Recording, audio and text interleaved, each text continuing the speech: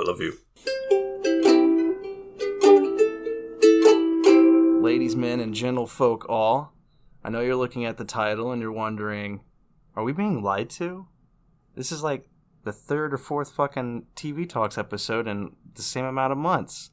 The Green Traveler's lying to us. I know, it's crazy. He's able to actually do this. He's going through movies and shows. Well, that's not really true, honestly. I'm trying to watch more television. I'm trying to get back into that scene because I do love it. It's just hard for me to just sit down and actually watch a television show. And I don't know why. I really haven't done any of the deep soul searching work to figure that out. But yeah, the reason I was able to get through this one is because I have a very disgusting and insatiable crush on Anya Taylor-Joy. No. I mean, well, yeah, probably. That's probably true. Yeah. But, it's not really that disgusting. I'm not stalking her. But yeah, I do absolutely love her. I think she's an amazing actor and absolutely gorgeous. And so I just ate this whole show up because I fucking love her. I think she is my new Audrey Hepburn. She's super talented. Yeah. Oh yeah, she is. She is a great actor. If she wants to come on the show for an interview, I'm sure she's scared off. But if she wants to, I'll be I'll be very excited about that. I'm a huge fan. Yeah. Yeah, she made it really easy to get through this show.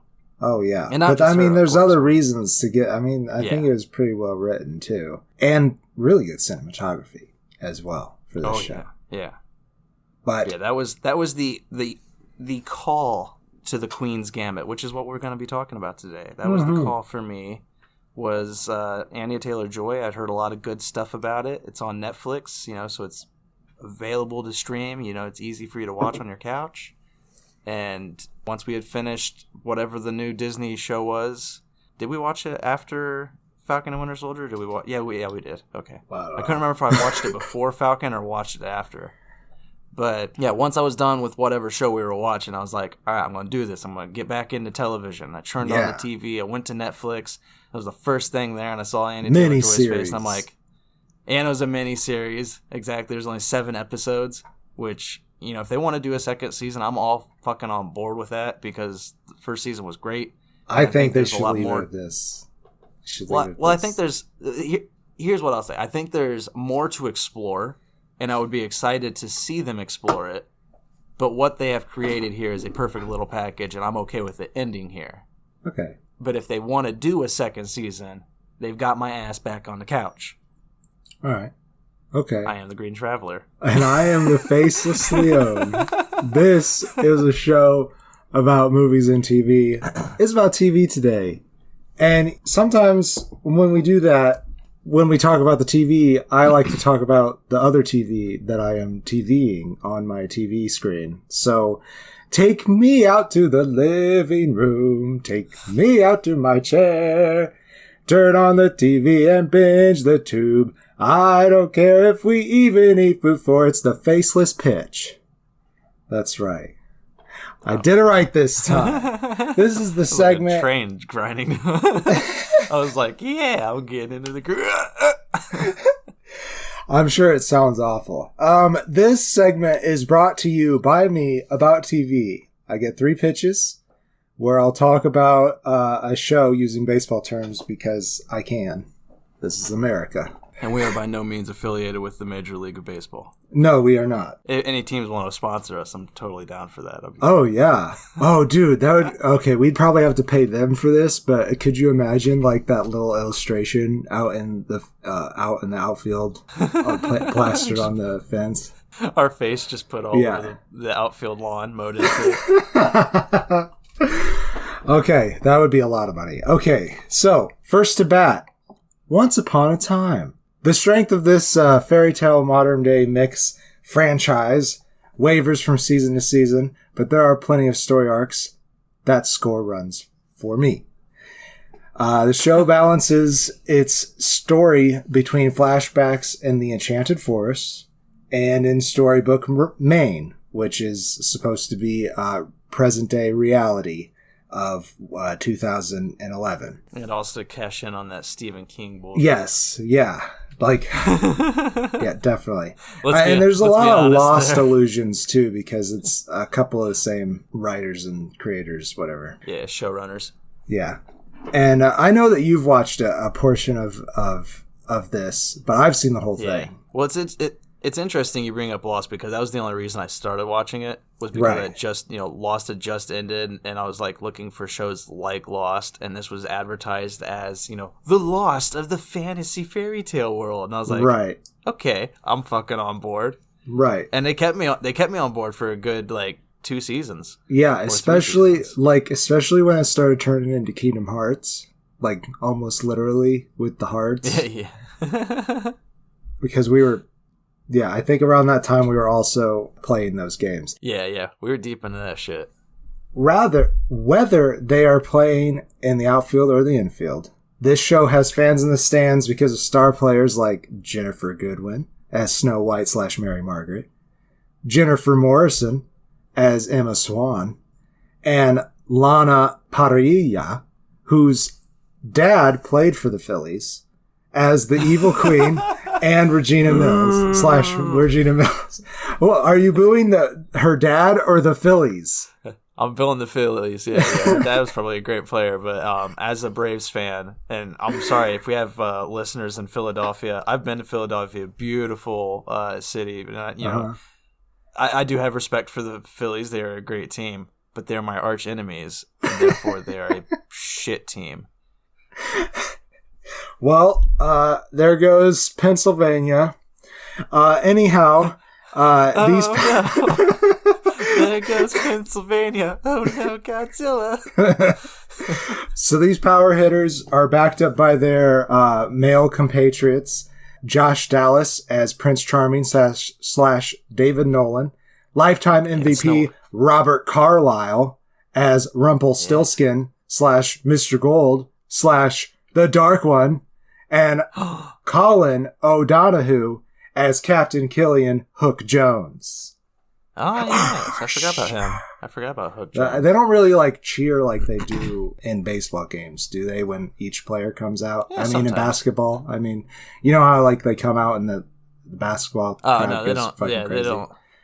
I don't think they really do the lineup, but they'll cheer. There's a lot more when players. They get up to the plate. Okay. And Josh Dallas, by the way, is the real life husband of Snow White. They really? Started, they did get together. Right? That's cute. Yeah, they married. They got together on the show, and then they got together in real life, and then they had a kid in real life, I believe. I don't know if they're still together. I hope so. There was, that storybook romance. It's, you know what? They do pretty well on screen together, too, but goddamn, Ginnifer Goodwin is super awesome in that show. Yeah, I always liked her more in the flashbacks. Yeah, she was a badass as Snow White. She's a badass. And in the modern day, boring real life world, I can't remember what that's called. It's Storybook, isn't it? It's Storybook Man. Right, Storybook Man, yeah. Mm-hmm. Yeah. That's where I got Storybook. I was like, where did that come from? But yeah, in that modern day world, I didn't really care for much of the characters outside of, was her name Regina? The queen? I honestly love her story arc, especially as the story keeps on going. She was my favorite character. Yeah. Actually, Rapunzel was Rapunzel, Jesus. What was his name? Rumpelstiltskin was my favorite Rumpelstiltskin, character. Yeah. Robert Carlyle really was the MVP of this show. We also can't forget our cutest and bravest little plot point, Henry Mills, played by Jared Gilmore. Henry Mills was quite the shortstop. He did a great job. I don't know enough about baseball to make this analogy. You saying shortstop just because he's a kid? Maybe.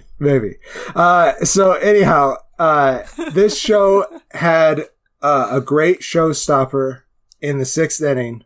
Then sadly, the franchise came back from the 7th inning stretch after trading both Jins and a Josh for Diana Ramirez as Cinderella and Rose Reynolds as Alice, but not the same Cinderella or Alice that earlier seasons and the 2013 minor league spinoff Once Upon a Time in Wonderland had portrayed in the past. So they just retcon characters. It's so weird for this last season. I didn't even know about this. That is ballsy. Yeah, it is. They're just like, hey, we feel like we didn't do enough for these characters. And it's like, okay, but you definitely used these characters. So it really was strange. So there are a couple of homers in that last season, though, especially from Robert Carlyle concerning lost star Emily de Ravine. Claire. Yeah, Claire. Or should I say Belle? Yeah, I didn't know if I was going to give that away. It's a first season reveal, but... I don't... Yeah. I think... Yeah. Whatever. This show has been over for a couple years, and it started in 2011, like I said, so I'm sure some people know spoilers. Isn't Robert Carlyle being the dark one a big reveal, too? Well, not really, because Rumpelstiltskin is just... He is the dark one. Yeah, I think it's pretty obvious. All in all... a fun show to stick through the rough patches for, but the final season had fans leaving before the bottom of the ninth. That's my review for Once Upon a Time. Yeah, I'll take your pitch. I'll hit a double off of it, and then I'll be stranded there by my teammates because I disagree about. I mean, I guess I can't disagree because I never got to the series finale. Right. But I stayed with this show for a while. Mm-hmm. I watched it religiously when it was coming out. For I want to say the first 3 seasons, and whenever they started doing the Wicked stuff, when Wicked came in, Wicked Witch of the West, that is, when she came in, that's when I started kind of tuned out. They do good stuff with Zelina as they go on, but the opening is kind of rough, and yes, that is like the roughest part of the show is that season, and then the Frozen stuff is rough too. But after that, it's really good. I think the 5th and 6th seasons are pretty good. And then I don't know why they came back. I just don't know. Because they had a really good ending to the show. And they still came back. Yeah, I mean, I can't speak to that. But like, I watched it religiously through Wicked. And then I tried with Frozen. That's where I ended. Because I tried to give them another season. And I got like maybe halfway through their Frozen shit. And I'm like, nope, I'm done. I'm not coming back for this. I completely understand, but the 5th season probably is the best season. And first pitch, double, stranded by my teammates. There you go. They all struck out. Schitt's Creek. That's what you might say, something to that effect about the last show. But this show had a winning season each year, and it knew exactly when to retire. This being Schitt's Creek. I confused myself with my own segue. Co-created by father and son duo Daniel and Eugene Levey. Oh yeah. Who also star as father and son David and Johnny Rose, alongside sister and mother Alexis and Moira, played by Annie Murphy and Catherine O'Hara. It's a fucking great show. In the open, this team boasts big money, but somehow their star players end up being housed in a crusty motel in Schitt's Creek on an away game nightmare that seems to never end. They meet townies Chris Elliott, Emily Hampshire, Sarah Levy, Dustin Mulligan, Noah Reed, Jennifer Robertson, and Karen Robinson. This whole team works hard, so this comedy of errors is an errorless game through and through. The plot slowly trades selfishness for all types of love, whether familial, romantic, or friendship. By the end, the fans and the players all know that they played the perfect series. No need for Game 7. There you go. What do you think? What do you think about Schitt's Creek? I think it was so exciting that you set my dog off and she's howling in the background. From everything I have heard about Schitt's Creek, it's been on my list, and yeah, this is one that I would definitely watch. For the stars alone. In regards to a pitch, it's a strike right down the middle that I'm definitely going to swing at someday. Oh yeah. But it's going to take me a while to get there because there's a lot of other shows before it on the list, and I'm really bad at this, guys. That's fair. That's fair. And if you ever do, anything we do the Faceless Pitch on, I don't care if we decide to do an episode on it. We could be loosey-goosey like that. It's our show, damn it. Exactly. But if you want it to be your show, let me offer you the Patreon. Before we get to the last pick, let me offer to you our wonderful Patreon. If you like listening to us and you want to help us out, you can go to our Patreon. What is that website? It's www.patreon.com/greenandfaceless. Exactly, and there you will find a whole bunch of tiers, each with their own, nice, lovely accoutrements. Yeah. Yes, and things you can do with it. You can vote for threesomes if we do our show for free, and we're gonna always do this show for free. Yeah. But if you want to support us, we'd love that. It might mean more shows. It might mean who knows what. It definitely means a lot to us. So we would really appreciate you guys checking it out. It also would help with quality of the show. We'd be able to use this money to actually get together to get a space where our dogs aren't barking in the background, where we don't have to worry about things like this. Yeah. And it'd help us make a better show for you guys. And also, even if you don't want to subscribe to the Patreon, you could always help us out by just commenting and leaving feedback. Hell yeah. We'd love that. Here comes the next pitch. This inning of the Faceless Pitch keeps on scoring runs and shows no sign of stopping because next to bat is Stargirl with her cosmic staff. Oh man, I'm being super cheesy. Okay, the staff. So the staff chooses high schooler Courtney Whitmore, played by Breck Bassinger, to be the next American-themed superhero because her new stepdad just so happens to be old school sidekick Stripesy, a.k.a. Pat Dugan, played by all-star Luke Wilson. That's right. Ooh, nice. Superhero show, co-starring Luke Wilson. That's enough to get me into the door.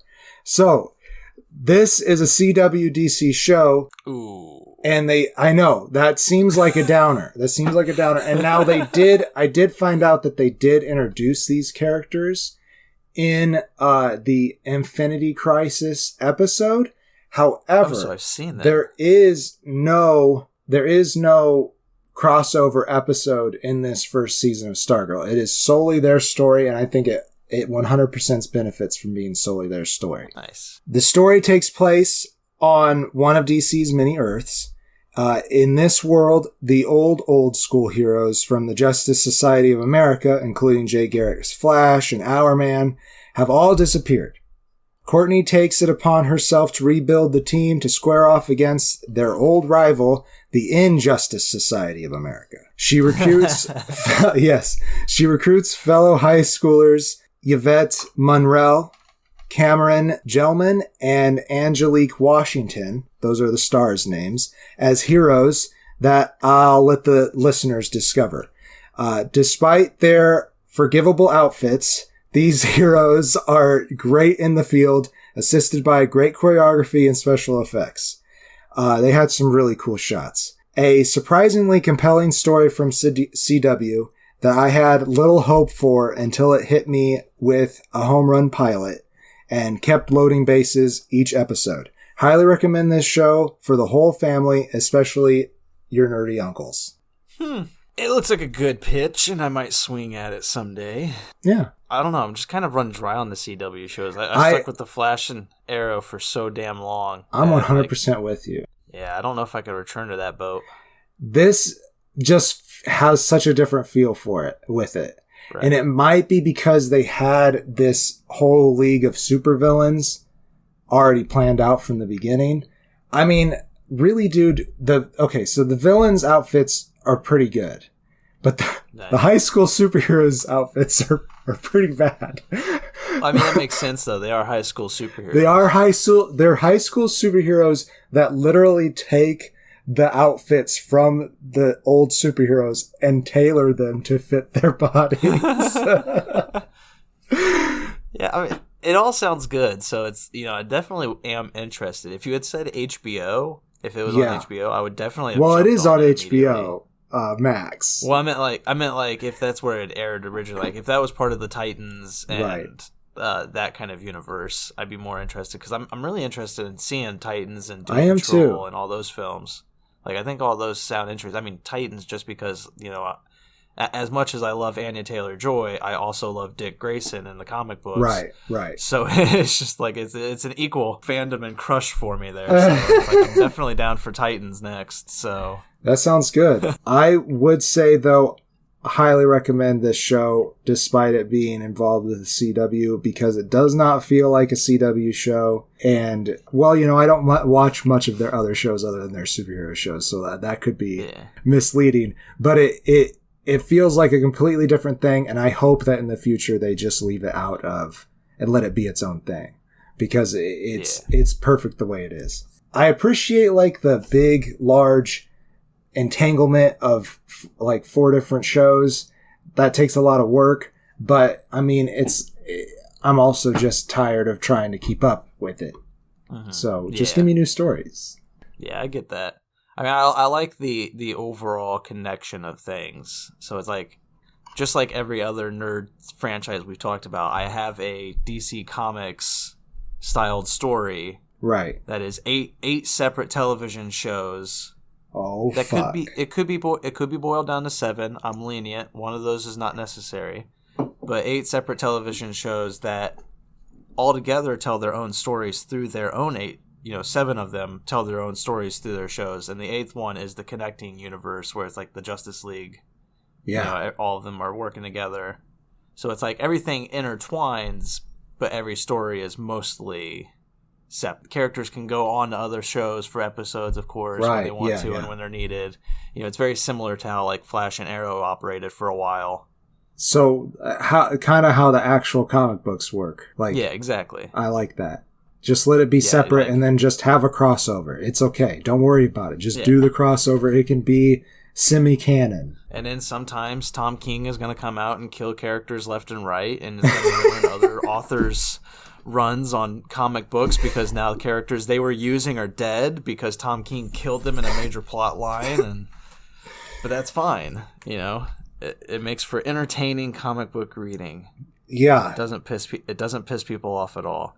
I would say that from your pitch with Stargirl, I'll say that it looks like a very good curveball that I'm definitely going to swing at. It's the kind of curveball that I could easily miss, and it's a strikeout, and I'm mad at it, or I can knock it out of the park. So, well, I hope you do, because I do think you enjoy that one.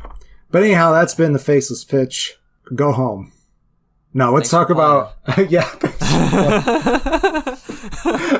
let's talk about Queen's Gambit. Going off of the sports metaphor. That's right. Here we are with a sport game of games. Yeah, this is very much a powerhouse sports movie. Yeah. It's a seven episode miniseries, but it's just like all those big football films or baseball films. But this time we're focusing on chess, which in America doesn't really. It gets a lot of attention, but it doesn't get as much as it most certainly deserves. I'm sure it used to get more during this century that the show is based in than it does now. And the show is a period piece in the late 50s and through the 60s, and maybe a little bit of the 70s. I can't remember. During that time, you see how much attention chess gets elsewhere, specifically in Russia, where it is. Yeah. It is super serious there. They have people who are trained. They have bodyguards for their players. It's crazy. But the main story revolves around Beth Harman, played by Anya Taylor-Joy. And Beth Harman is a young orphan. She's orphaned very, what was she, 6 years old? Something like that, young child. And in the orphanage, she comes across the maintenance man or the janitor, Mr. Scheibel, who's played by Bill Camp. And Mr. Scheibel is he's a very quiet, very stern man, brooding, dark eyes. He's always in shadow. He's right. He doesn't act like he's very interested in children or their well-being, really. Right. He just plays chess. He sits at a table.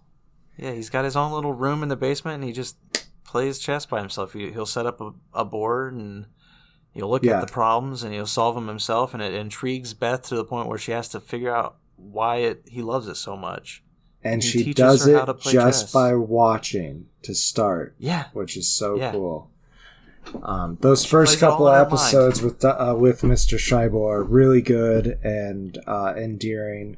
But this show is also very much about addiction, where she gets started off as soon as she enters the orphanage, because of the institutional use of sedatives for people in institutions such as orphanages and asylums. So she immediately gets hooked on tranquilizers. And it's supposed to like put them, relax them for the afternoon so they're easier to handle, I guess. Yeah, to deal with. But one of the older orphans that she befriends, Jolene, played by Moses Ingram, Jolene tells her, don't take it immediately, pocket it or palm it or however you have to, but just take it at night. They're much better at night. And so when she starts learning chess, she'll start taking the tranquilizers at night. And then she starts just imagining the chessboard on the ceiling above her. And, she's moving all the pieces around. She's figuring out how to play the game. She's teaching herself. And it's really brilliant. And, I want to commend this show on one thing. And like, as you said, it's about addiction. But it doesn't play all the same tired old cards that we've seen about addiction. Yeah. So it's true. Like, one of my problems with the United States versus Billie Holiday, or Billie Holiday versus the United States, whichever way that went, was it focused so much on the addiction of her life and offered so little new about that theme. Yeah, that's true. I'm not going to deny, it's like I won't deny that that's part of her life, but, there was more to the character and they could have made it more through how they portrayed it, but they just used the same old, look at this needle, look at her hurting herself. That's all it was over and over again. And, there's definitely some very harrowing moments with Beth in this story, especially towards the end of the show. Mm-hmm. But Billie Holiday, that was a real person. This is based off a novel, correct? Yeah. It's based off a novel by Walter Tevis, who only wrote like 6 novels in his life. And of those was like The Color of Money. The 6 novels he wrote were all like made great novels, apparently. Like I immediately went out and bought like 4 of them because I loved The Queen's Gambit so much that I was just like, I want to buy this book. So now I bought that book, and I went to a used bookstore and found 3 or more of his novels. So I was like, well, I'm buying these too because I hope they live up to it, and they're all very short, so it's like it's nice. But yeah, how this story though focuses on her addiction. It even though, as you said, they show the harrowing moments, and there still is the same themes and like symbols that we see. It somehow just does it in a fresher light, where it's not just beating us over the head about the addiction. There's so much more to Beth than her addiction. Oh, definitely. And to continue your comparison, like I'm sure there's so much more to Billie, but they just focused on that in that movie. So I'm with you 100%. That they do a really good job of showing how complex of a person she is. She does do a lot of classic, addiction moves, like pushing away anybody who might be good for her in the story so that she could be alone and binge. And like what the show really, really is about. Obviously it's about chess and it's about addiction. But in between those two things, what it's really about is that she is a brilliant mind and player despite her addiction. Right. Yeah, because she doesn't need it, and she doesn't always rely on it either. There's many moments where she's like, I can do this without it, and I'm going to do it without it. Right. And she just does. And then there are, of course, bigger moments where, she feels more pressured, and you have that cliched turn around, take the drugs, and then show up and you're all sweating and you fail admirably. But very well acted. Yeah. Very well. Oh yeah. But what it's about though is it's like her finding herself, finding who she is in this world, because she is a woman in a sport dominated by men. Right. Like every time she goes to a championship, there's always like 1 or 2 other women there who are like immediately beaten in round 1, but all the men are just surrounding her table because she is just constantly beating people, and how she does so is so ferocious and impressive that they're all just so astonished by her. And it's her finding out how to be a person in this world. Yeah, she's an intuitive player, and most people learn rather by studying, and not to say that she doesn't study, she just understands the board and the movements so that she can do it all just by looking at it. And that's another area that this show severely impresses on is chess is a very complex game. There are so many strategies and moves, and every move has its own name, and every move signifies some other strategy that has its own name. Like, it has been dissected and like severely studied. Yeah. That, you know, they call these people grandmasters for a reason when they get to the top, because they have mastered this sport. Like, you know, it is such a mental accomplishment. And this show takes all of that and boils it down in just the right amount of information needed to make it really interesting to watch. Right. But not too complex to understand. Yeah, there are definitely some times where I watch it and I feel like her adoptive mother, Alma Wheatley, played by Marielle Heller, she does a really good job of being really supportive to Beth. But she is also, you slowly find out that she also is an addict. Kind of also due to societal pressures and norms of the time. But she does a really good job of supporting Beth, even though she doesn't know what the fuck's going on. Exactly. Like she tries to pick up on what they're talking about, but she really doesn't get it. She just knows that Beth loves it. Yeah, she's like a good avenue for the audience, because like she's like us. We don't. I mean, assuming she's like the average audience member, I should say, not like us. But yeah, she's not a space there are some and a yeah, exactly. I mean, we're real people. Jeez, we gotta stop lying to them. Right. When it comes to chess, I definitely know more than Alma does. Sure. But I am only a few steps above Alma. Where I don't know moves. I don't know strategies. I mean, I know how to play it. Yeah. And I know how to think about two moves ahead. Yeah. But I can't think any further than that. And, you know, most of the time I always predict my opponent wrong. Right. You know, it's like I think 2 moves ahead, and then they do a move that I wasn't thinking they would make, and I'm like, well, fuck, now, oh shit, okay. Yeah. But like, that is Alma, is like, she becomes where we're at. She gets to that level where she can understand the game, she can watch it and be entertained. And on another level with this show, not only does she support Beth Harman, Beth's character, in her tournaments, she also kind of uses Beth. She does.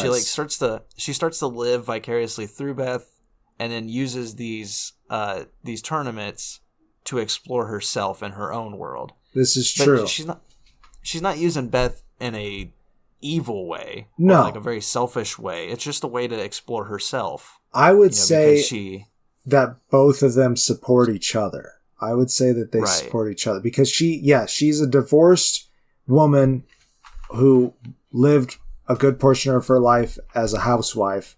So she doesn't necessarily have any skills. So she probably wouldn't be able to get a job. And she's supposed to support both her and Beth.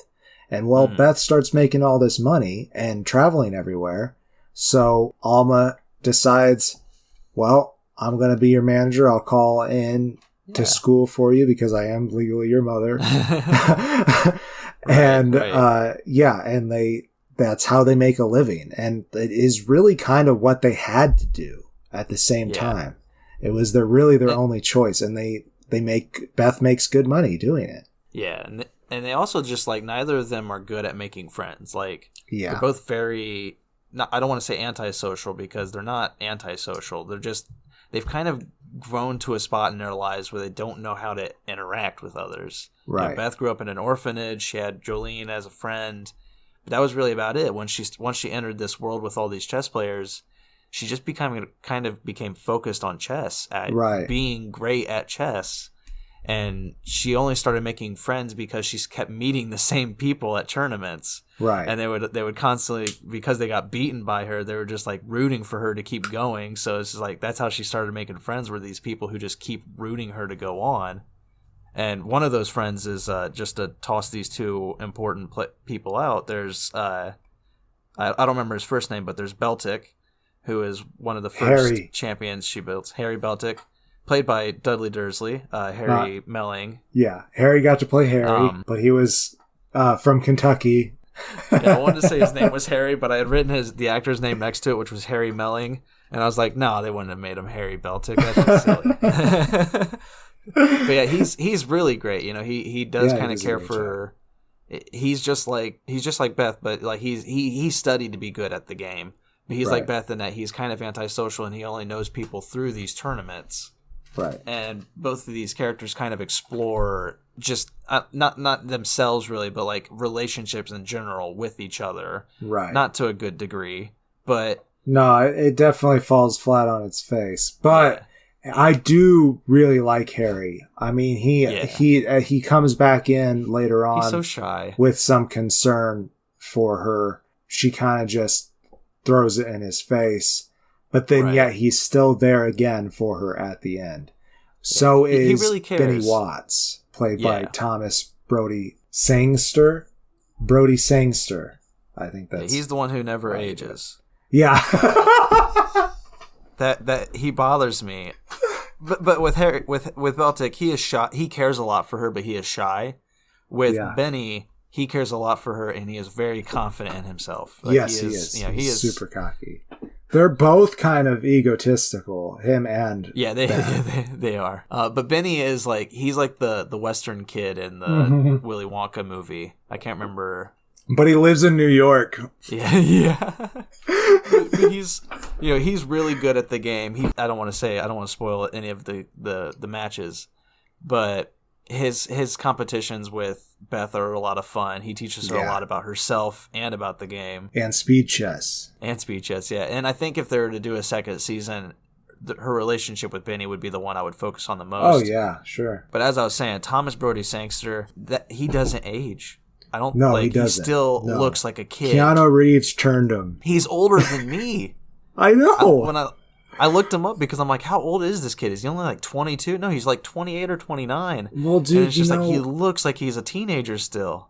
Anya Taylor-Joy had her 30th birthday. Yeah, I know. Yeah, I know. I mean, they're both just a touch older than us. Anya, at least, though, looks like our age, I would say. You think so? Yeah. She definitely looks mid-20s. He does look rather young. And I'm sure that he has plenty of people. I'm sorry, Thomas. You just look like you're still in high school. And you know what? It's going to favor you when you're 50. You're going to look great. Well, I mean, if whenever, what's his name, turns down Holland turns down Spider-Man whenever he's done with that. Yes. There you go. This kid doesn't age. He can always play at high school or something. He can always be Spider-Man. Yeah. That's always a wanted position. But joking aside, he's amazing in this show too. I really love Benny. Yeah. It's a very interesting character. He's got a lot of quirks.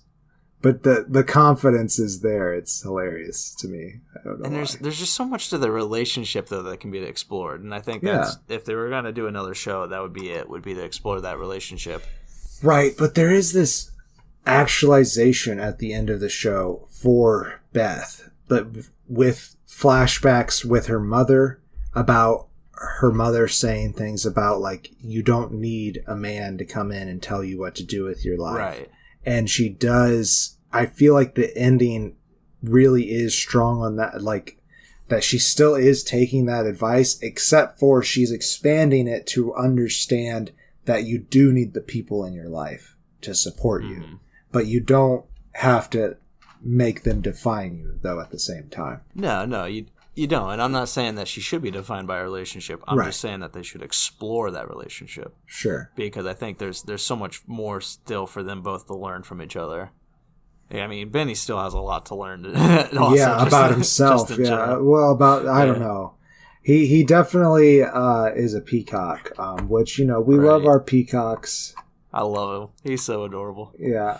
Another character I really enjoyed that I think there's still more to explore is Towns. One of Beth's first loves. She has a crush on the chess player named Towns, played by Jacob Fortune Lloyd. I don't know. There's so much to enjoy with Towns and the story they tell through him. Yeah, there could have been more of that. I wish, if there was like 3 more episodes of this series, he would have been in another one of them. But there's not. But some of these episodes are really long. They're definitely inconsistent lengths. I think one of them is like an hour and 15 minutes or something. And they hooked me immediately because I'm the kind of guy that, like, as I said before, I can't binge. I don't know what it is about me, but it's just like it's really hard for me to watch 2 episodes of something back to back unless those episodes are like 20 minutes long. But this show tricked me because the first episode only has like 1 minute of Anya Taylor-Joy, and then they go to her childhood where it's a different actor who also does a great job. I sadly don't have that child actor pulled up. I actually do. Isla Johnston. Well, yeah, she does a great job in that first episode. But they tricked me because Anya is in it so little, and I had gone into this show on the premise that I wanted to watch it for Anya Taylor-Joy. Right. I mean, they hooked me immediately without her, so it's like, even without her, they did a great job. Everything around her is amazing, and then she herself is also amazing. But I had to watch this. I had to watch the second episode because I was just well, damn it. Yeah, and then because of that, I was hooked into watching 2 episodes a night. So yeah, it's a good show. It progresses in a great way. Yeah. It does keep you going. So let me ask you though: do you think that first episode needed that immediate rest to get you interested? I think it helped because I was expecting it to come around again.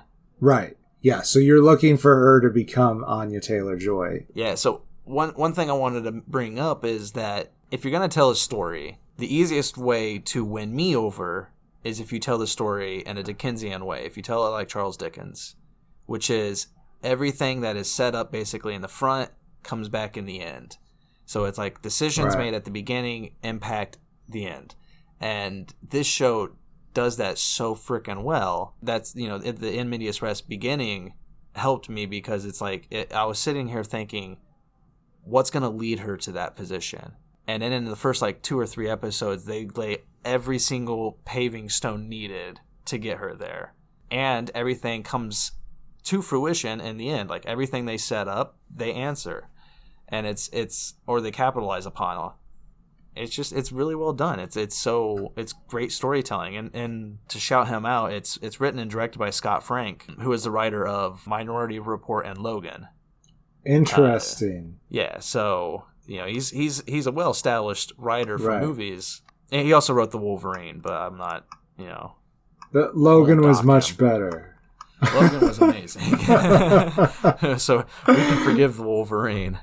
I mean, Minority Report's an amazing movie too, but he did such a great job. This is such a well adapted story that, again, I immediately went out and bought the book. Once I finished the episode, the 7th episode, the finale, I immediately just was like, all right, Barnes & Noble, send that shit my way because I want it. Get it here. It's only 200 pages or something like that. I'll tell you one thing. It does make me want to buy a pocket chess book.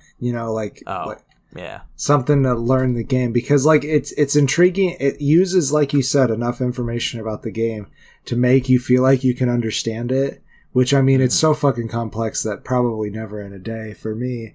But I do have a couple of friends who are really into chess, so it would be fun to get learned up on it. I've always wanted to play it. And I love strategy games, but I fucking suck at chess. And I feel like maybe if I had more instruction, that would help me. Also, it's probably, I shouldn't say probably, but it feels like chess is more of a speedier game. So it's like, if you play with a clock, sure, yeah. Well, I mean, even if you don't, like, I feel like not to impose upon you, but like, if you were to play chess, when you play strategy games, you are a very careful decision maker. You look at everything and you think over almost everything. Like you think out the process. So at chess, there's just so much to do there that, like, as you said, you just need that guidance. You need that pocketbook. Exactly. Where you're at now, it probably just takes you too long in one game, and you start feeling like, I got to make a decision. I got to make a move. That's exactly it. Like, I feel like, oh shit, this person's waiting for me. So there is some pressure there. Yeah, we used to the Gilligan's Island theme when we play Risk games. We would sing a 3-hour turn. Because I still do that, and people are like, "What the fuck are you doing?" like I'll be at work, and like somebody will be taking a while to say something or to give me something, and I'm just like, "Come on, stop taking a 3-hour turn here," and they're just like, "What?" That is such a definitely just us reference. Yeah, we're not intuitive chess players. We would have to devote a lot of time and study to be great chess players, and I just don't have that fucking time. I'm trying to learn the fucking harmonica right now, and it's like, I've had the thing for 2 months, and I barely know. I can play the beginning to "You Don't Know How It Feels to Be Me" by Tom Petty, and the Doctor Who theme song, and that's about it. Like, that's cool. You know the Doctor Who theme song. I know the Tom first Petty's like 5 great. bars. Yeah. I know the first 5 bars of the Doctor Who theme song. I don't actually know the Doctor Who theme song yet. I'm working on it. All right, you want to do closing statements for this show? Yeah, I'm ready.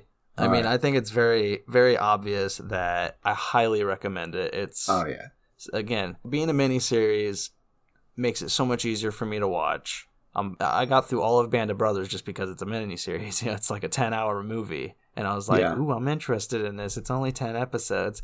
And it's just, but I blasted through it. And it was the same thing with this, where it's like, this seems like just a 6 to 7 hour movie, and I'm down for it. Right. And if I had to, I could watch it all over again easily, because it's a period piece. Love that. It's already got me. It does that really well. It's very subtle, and it's not too focused upon, but it does it really well.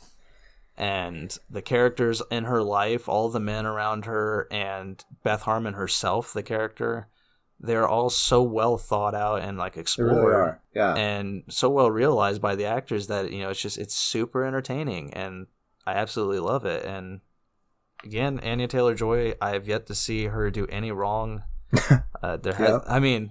Not aside from my weird crush, like aside from my fangirling over her, she really is a great actor. She is. And she knocked it out of the park yet again. She deserves all the accolades she's been getting for this role, because she fucking killed it. It's amazing acting. So when are they going to give her a Star Wars movie or a cape? It's going to happen. Yeah, I'm assuming soon. I think I heard talks that she was in the one of the final runnings for Batgirl too. Oh, really? That would be. I think that could work.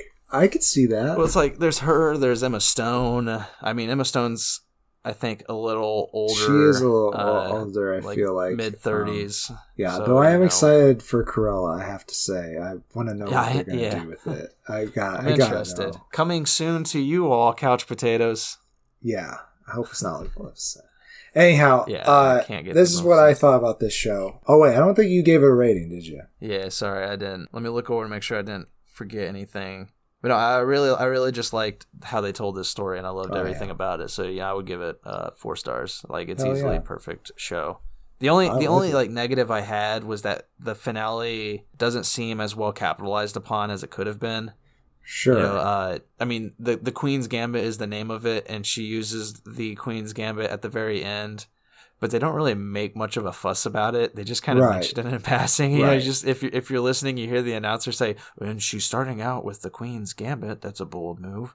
And it's just like, oh, that's all we're gonna play off of the entire title of this whole thing. Okay, I thought there are things throughout where they talk about how it's not typically worth it because there's a lot of ways around it typically. Right. But yes, I guess I could agree with that. But in that last episode, the conversations that she gets to have with these Russian chess characters, that makes it a very satisfying ending for me. Especially because who's the one that she plays all the time? Borkov.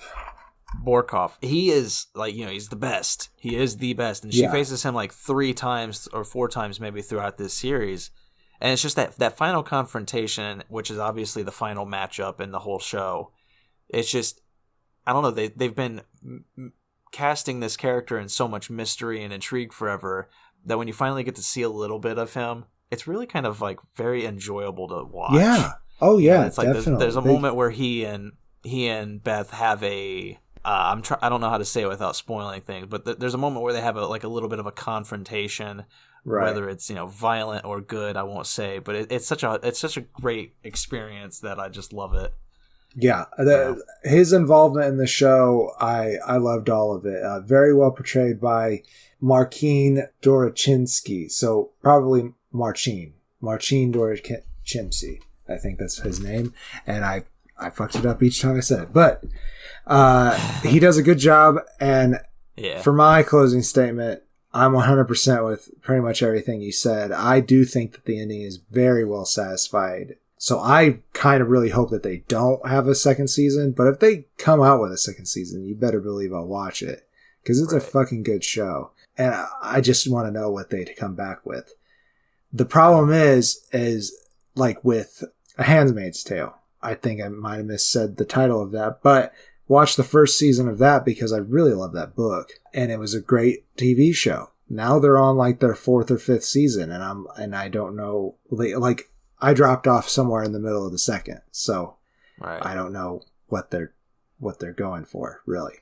Right. Yeah, I agree, though. I think a shorter, concise story makes for a much more enjoyable experience. So it's like if they were to come out with a second season, maybe I wouldn't like it as much. Right. In which case, the first one might be harder for me to return to because I would feel obligated to go on because I have OCD and that shit sucks. Right. But I mean, again, as I said at the beginning, if they want to do a second season, I'm on board. Right. But I do agree with you that what they have delivered here is a perfect package, and they don't need to. They don't. And I would be happy if they don't. Yeah, I think I'm very well satisfied. If I didn't say Face and a Half series, go out, turn on your streamers and watch your Netflixes. Your Netflixers. Get your Netflixers on the cube. So, what's next for us? What are we doing next time? What Next Thursday? What are we having out next Thursday? I don't fucking know. All right. Well, that's our show then.